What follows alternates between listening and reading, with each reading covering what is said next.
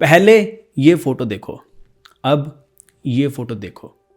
अगर मैं आपको ये बोलूं कि दोनों फ़ोटोज़ एक ही लड़की की हैं, क्या आप मेरे पे विश्वास करोगे? नहीं।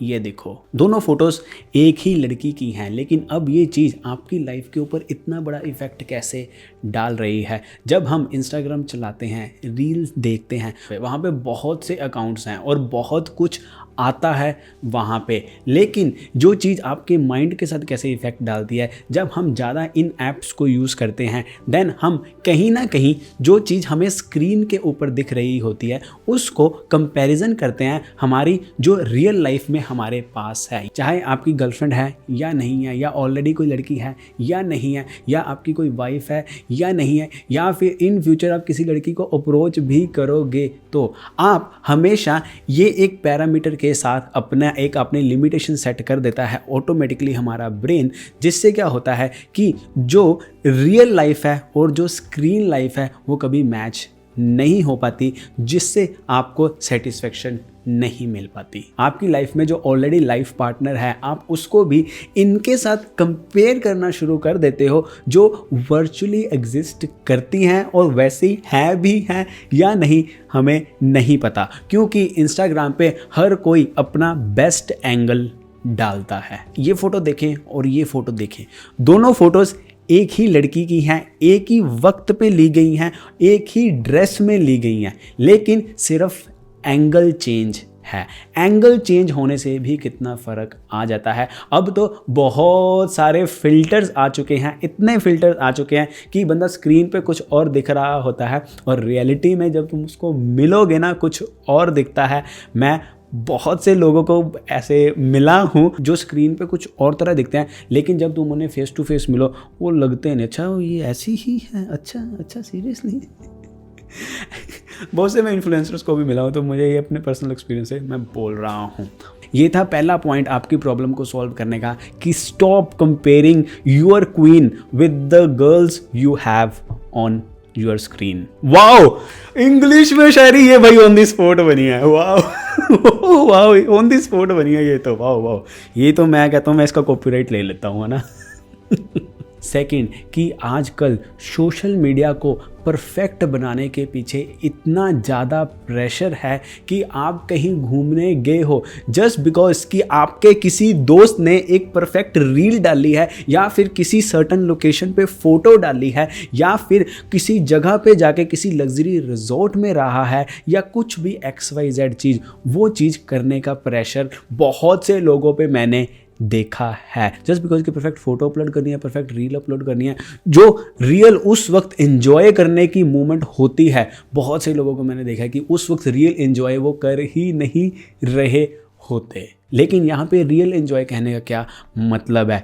जब आप समुंदर में वॉक कर रहे हो, कभी आपने फील किया है कि कैसे वो पानी आपके पैरों को टच कर रहा है, उसका एहसास? या बस समुंदर में खड़े होकर मेरी फोटो ली, ये इस एंगल से फोटो लियो, ये चार इस एंगल से ले ली, चार उस एंगल से ले ली। तुमने वो जो चीज़ तुम फील करने गए वो तो तुमने किया ही नहीं। क्या आपने वो जो समुंदर की रेता है उसको खुद फील किया है कि जब आप उसके ऊपर वॉक करते हो वो तुम्हें कैसे फील हो रही है? That is being in a present movement. जब आप कार चला रहे हो, स्टोरी बना रहे हो, ठीक है, ध्यान आपका स्टोरी की तरफ है, लेकिन कभी आपने वो फील किया कि जो कार आपके पास है, बहुत से लोगों के पास वो कार है भी नहीं, या फिर ये कार आपने बहुत मेहनत करके लिया है, कभी आपने फील किया कि कार के स्टीयरिंग को हाथ में पकड़ के क्या फील आती है?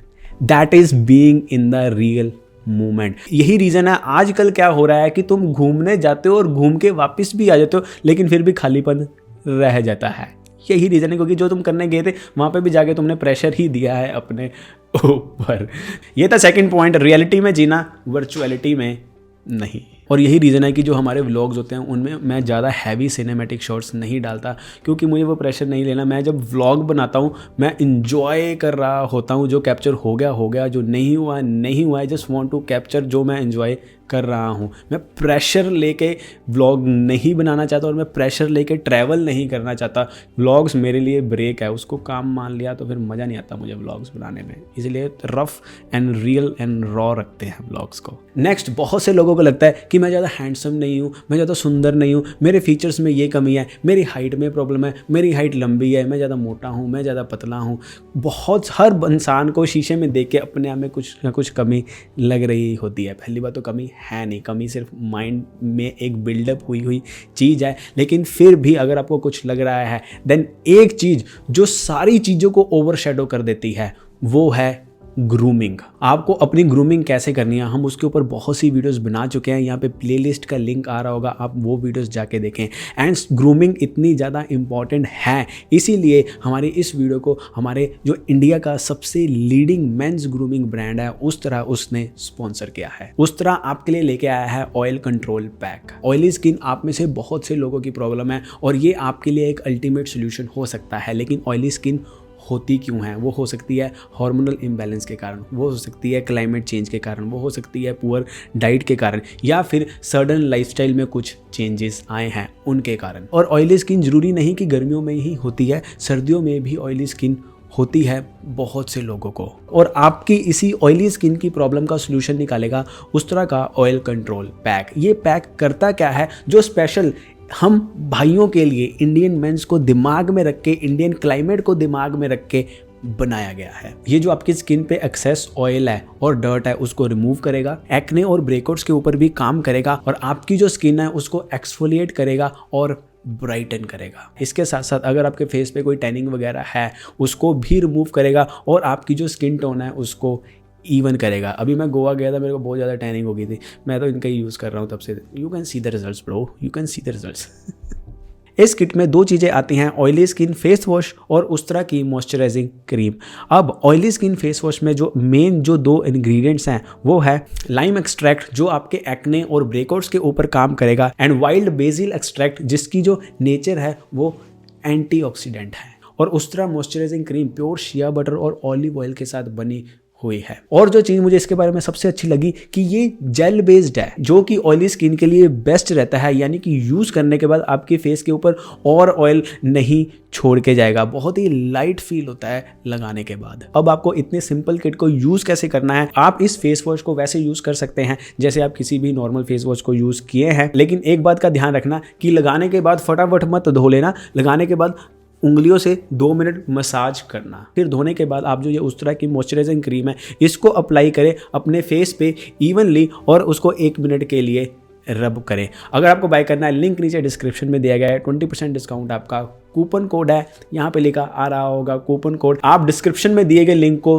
जरूर चेक करें। आप अपनी ग्रूमिंग के ऊपर ध्यान देना शुरू कर दो। मैं ये अपने कॉन्फिडेंस और विश्वास के साथ कह सकता हूँ कि आपकी जो ये इनसिक्योरिटी है ना वो 99% गायब हो जाएगी, क्योंकि इनसिक्योरिटी आपकी सिर्फ यहाँ पे है। जब आप अपनी केयर करना शुरू कर दोगे, आप अपने आप को इंपॉर्टेंस दे रहे हो, वो भी एक सेल्फ कॉन्फिडेंस का साइन है अपने आप में। Next thing, procrastination. लेकिन ये प्रोक्रेस्टिनेशन होती क्या है? वो ये है कि जब हमें पता है कि हमें कोई काम करना है, हम चाहते हैं करना, लेकिन हम उसको खुद ही डिले करते रहते हैं, उसे कहते हैं प्रोक्रेस्टिनेशन करना। और प्रोक्रेस्टिनेशन आपकी लाइफ की 80% प्रॉब्लम्स की जड़ है। आपको एक्शंस लेने हैं लेकिन आप खुद ही नहीं ले रहे हो। आपके दिल को भी पता है और दिमाग को भी पता है कि भाई सोल्यूशन तो तेरे को ही निकालना है, और अगर तू एक्शंस लेगा तो बहुत तेरे में कोई कॉन्फिडेंस है कि तू कर लेगा, लेकिन जस्ट बिकॉज कि आप अवॉइड कर रहे हो, आप अपने कुछ एक्शंस नहीं ले रहे हो, इसलिए आपकी जो प्रॉब्लम्स हैं वो प्रॉब्लम्स